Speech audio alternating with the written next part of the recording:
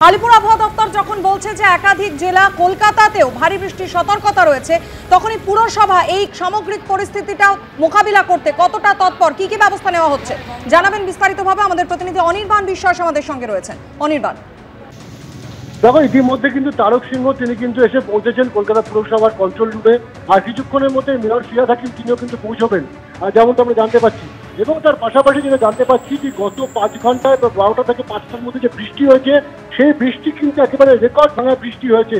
এবং পুরসভা যেটা বলছে যে তারক সিংহের সঙ্গে কিছুক্ষণ আগে আমাদের কথা হচ্ছিল, তিনি যেটা জানিয়েছেন যে 78 সালে বন্যার সময় যে ধরনের পরিস্থিতি হয়েছিল এটা চারটি তো সেই রকমই, এবং এত বৃষ্টি কিন্তু পুরসভার নথিবদ্ধ কখনো হয়নি। এবং যে ছবি এখনো পর্যন্ত দেখা যাচ্ছে কলকাতার বিভিন্ন জায়গায় কিন্তু জল জমে রয়েছে। পুরসভার তরফে এই মুহূর্তে সবচেয়ে বেশি প্রায়োরিটি দেওয়া হচ্ছে জল দ্রুত নামিয়ে ফেলার ক্ষেত্রে। তার কারণ যেটা বলা হচ্ছে পুরসভার তরফে যে বেলা 12টা থেকে কিন্তু ফের লকগেটগুলো বন্ধ করে দেওয়া হবে, কারণ দুপুর 2:06 ফের জোয়ার আসবে গঙ্গায়। ফলত 2 ঘন্টা আগে থাকতে লকগেট বন্ধ করা হয়। পুরসভার তরফে চেষ্টা করা হচ্ছে এই যে সময়টা হাতে পাওয়া গেছে তার মধ্যে যতটা সম্ভব জল নামিয়ে ফেলা সম্ভব সেটা করার জন্য। তার কারণ যেহেতু আবহাওয়া দপ্তরের তরফ থেকে বারে বারে বৃষ্টির পূর্বাভাসের কথা বলা হচ্ছে, আজকে দিনভর বৃষ্টি চলতে পারে, স্বাভাবিকভাবে এই জমা জলের উপরে যদি আবার নতুন করে বৃষ্টি হয় তাহলে কিন্তু পরিস্থিতি একেবারে ভয়াবহ হবে, এমনটাই কিন্তু মনে করছেন পুরসভার আধিকারিকরা। এবং এই মুহূর্তে বিভিন্ন জায়গায় কিন্তু পোর্টেবল পাম্প বসিয়ে এবং পাশাপাশি লকগেটগুলো সমস্ত খুলে দিয়ে কিন্তু এই মুহূর্তে তারা চেষ্টা করছেন যতটা সম্ভব জল বের করে দেওয়া যায়। এবং বিভিন্ন জায়গায় যে গালিপিটগুলো আটকে থাকে সেই গালিপিটগুলো পরিষ্কার করবার জন্য কিন্তু যে এলাকা ভিত্তিক যে টিম রয়েছে পুরসভা, সেই টিমকে কাজে লাগানো হয়েছে ভোরবেলা থেকে, অর্থাৎ রাত থেকেই কিন্তু পুরসভার টিম তারা কাজ করছেন।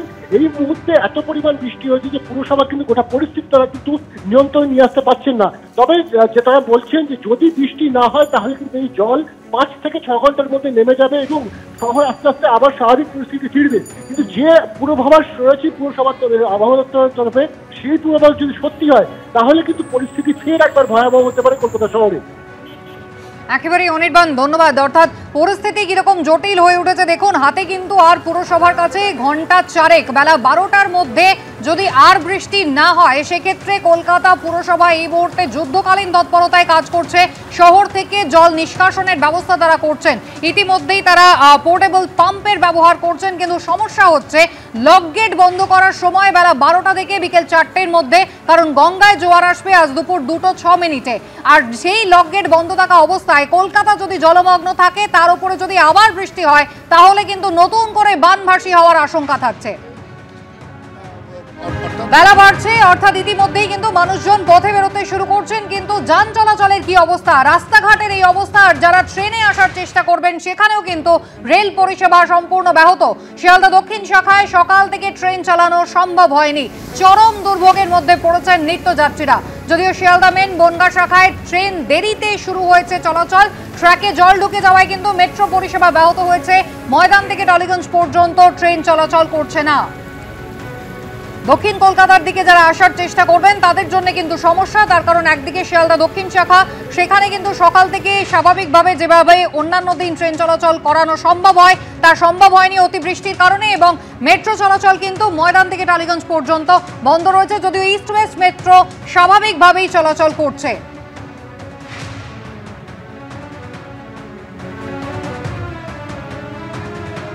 অরিত্রিক ভট্টাচার্য আমাদের সঙ্গে রয়েছেন। অরিত্রিক, ট্রেন চলাচল এবং মেট্রো পরিষেবা এই মুহূর্তে কি অবস্থা? যোগাযোগ করার চেষ্টা করছি আমরা আমাদের প্রতিনিধি অরিত্রিক ভট্টাচার্যের সঙ্গে। শহরের বিভিন্ন জায়গার ছবি আপনাদের দেখাচ্ছি, সাদার্ন অ্যাভিনিউ থেকে শুরু করে উত্তর কলকাতার নাগের বাজার জল থই থই অবস্থা। আর তারই মধ্যে যারা ট্রেন যাত্রী রয়েছেন তাদের জন্যও কিন্তু সমস্যা বাড়ছে। শিয়ালদা দক্ষিণ শাখায় সকাল থেকে অন্য দিনের মতো ট্রেন চলাচল করানো সম্ভব হয়নি। অন্যদিকে মেট্রোয় ময়দান থেকে টালিগঞ্জ পর্যন্ত লাইনে ট্র্যাকে জল জমেছে, আর সেই কারণে ট্রেন চলাচল কিন্তু এই মুহূর্তে বিঘ্নিত। মেট্রো পরিষেবা ব্যাহত, অন্যদিকে টানা বৃষ্টিতে ট্রেন চলাচলও কিন্তু বিপর্যস্ত। একদিকে যখন যানবাহনের এই পরিস্থিতি তখনই কিন্তু কলকাতা পুরসভাও চিন্তা বাড়ছে, তার কারণ 5 ঘন্টায় রেকর্ড বৃষ্টি। কলকাতা পুরসভার তথ্য অনুযায়ী 5 ঘন্টার ব্যবধানে কখনো এত পরিমাণ বৃষ্টি নথিবদ্ধ হয়নি। কলকাতার প্রায় সর্বত্র বৃষ্টি এবং তার জেরে অধিকাংশ এলাকায় জল জমেছে। সবচেয়ে বেশি বৃষ্টি হয়েছে গড়িয়ার কামদহরিতে 332 মিলিমিটার। এছাড়াও বিভিন্ন জায়গাতে একই পরিস্থিতি, চরম দুর্ভোগের শিকার সাধারণ মানুষ। জিলাম করঞ্জাই আমাদের প্রতিনিধির সঙ্গে রয়েছেন। জিলাম, এই মুহূর্তে সন্তোষপুরে তুমি রয়েছো, কি পরিস্থিতি? যোগাযোগ বিচ্ছিন্ন হয়ে গিয়েছে আমাদের প্রতিনিধির সঙ্গে। চিন্তা বাড়াচ্ছে আলিপুর আবহাওয়া দপ্তরের সতর্কবার্তা, তার কারণ আলিপুর আবহাওয়া দপ্তর বলছে আগামী কয়েক ঘন্টায় কলকাতা সহ বেশ কিছু জেলাতে ভারী বৃষ্টির সতর্কতা রয়েছে। আর এরই মধ্যে আপনাদের জানাবো, গঙ্গায় জোয়ার আসবে দুপুর 2:06 অর্থাৎ কলকাতার বিভিন্ন জায়গায় বেলা 12টার মধ্যে লক গেটগুলি বন্ধ করে দেওয়া হবে। এই পরিস্থিতিতে পুরসভার কাছে সব থেকে বড় চ্যালেঞ্জ বেলা 12টার আগে শহরের যে সমস্ত জায়গায় জল জমেছে সেই জল নামিয়ে ফেলা। রীতিমধ্যে কলকাতা পুরসভার তরফ থেকে পোর্টেবল পাম্প বসানোর ব্যবস্থা করা হয়েছে, কিন্তু কত তাড়াতাড়ি জল নামানো সম্ভব হবে এখন সেদিকেই তাকিয়ে সকলেই অপেক্ষায় রয়েছেন। শহরের এ প্রান্ত থেকে ও প্রান্ত একেবারে জলমগ্ন। বাড়ি থেকে বেরোনোর আগে লাস্ট মিনিটের আপডেট প্রত্যেক মুহূর্তে আপনাদের দিতে থাকবো। যারা ট্রেনে আসবেন তাদের জন্য শিয়ালদা দক্ষিণ শাখায় ট্রেন চলাচল কিন্তু ব্যাহত হয়েছে, অন্যদিকে মেট্রো চলাচল ময়দান থেকে টলিগঞ্জ স্টেশন পর্যন্ত হচ্ছে না।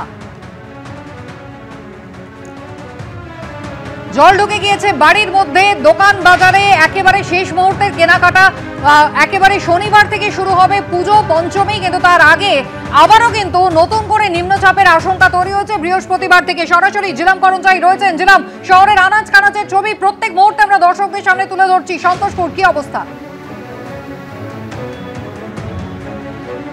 একদমই যেমন দেখা যাচ্ছিল এখন থেকে ঠিক 15 মিনিট আগে একই রয়েছে। আশপাশে দেখতে পাচ্ছ রাস্তায় জমা জল, মূল রাস্তা এই যে সন্তোষপুর এভিনিউ মূল রাস্তায় এই দৃশ্য দেখতে পাচ্ছ।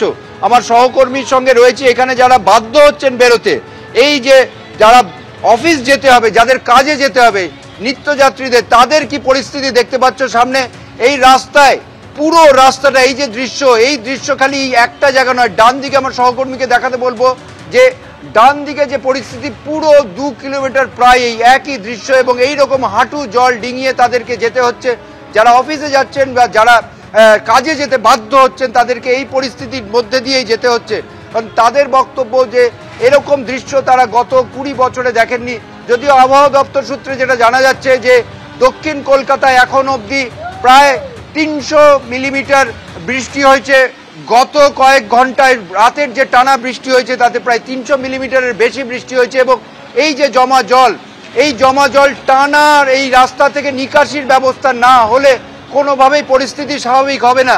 আমার সহকর্মীকে দেখাতে বলবো, সামনে থেকে অনেকেই এই যে গাড়ি করে যাচ্ছেন, গাড়ি মাঝে মাঝে রাস্তায় আটকে যাচ্ছে। সে 2 চাকা হোক 4 চাকা হোক, প্রত্যেকটা গাড়ি, এবং ঝুঁকি নিয়ে লোকে যেতে হচ্ছে। এর মধ্যে দিয়ে ঝুঁকি নিয়ে তাদেরকে কাজে যেতে হচ্ছে। দেখতে পাচ্ছ কি প্রবল ঝুঁকি নিয়ে তারা যাচ্ছেন, এবং এই ঝুঁকির মধ্যে দিয়েই তাদেরকে যেতে হচ্ছে। তবে জল নামার কোনো লেশমাত্র চিহ্ন দেখা যাচ্ছে না। সন্তোষপুর এভিনিউ এর পুরোটা একদম বিস্তীর্ণ অঞ্চল, সেই পরিস্থিতি। গতকাল রাত থেকে এই যে নাগাড়ে বৃষ্টি, এবং এরই মধ্যে দিয়ে যাদেরকে কাজে যেতে হচ্ছে তারা বাধ্য হচ্ছেন রীতিমতো সমুদ্রের ঢেউয়ের মতো এরকম একের পর এক গাড়ি গেলেই। আমরা বহু ক্ষেত্রেই দেখছিলাম যে এর মধ্যে দিয়ে যেতে গিয়ে তাদেরকে আটকে যেতে হচ্ছে। একেবারে অত্যন্ত বিপজ্জনক একটা পরিস্থিতি আমরা দেখতেই পাচ্ছি। 2 চাকায় যারা আসছেন, 4 চাকায় যারা আসছেন, এমনকি যারা পায়ে হেঁটে যাচ্ছেন, তাদের জন্যও কিন্তু রাস্তাঘাটের খানাখন্দ বিপদ বাড়াতে পারে।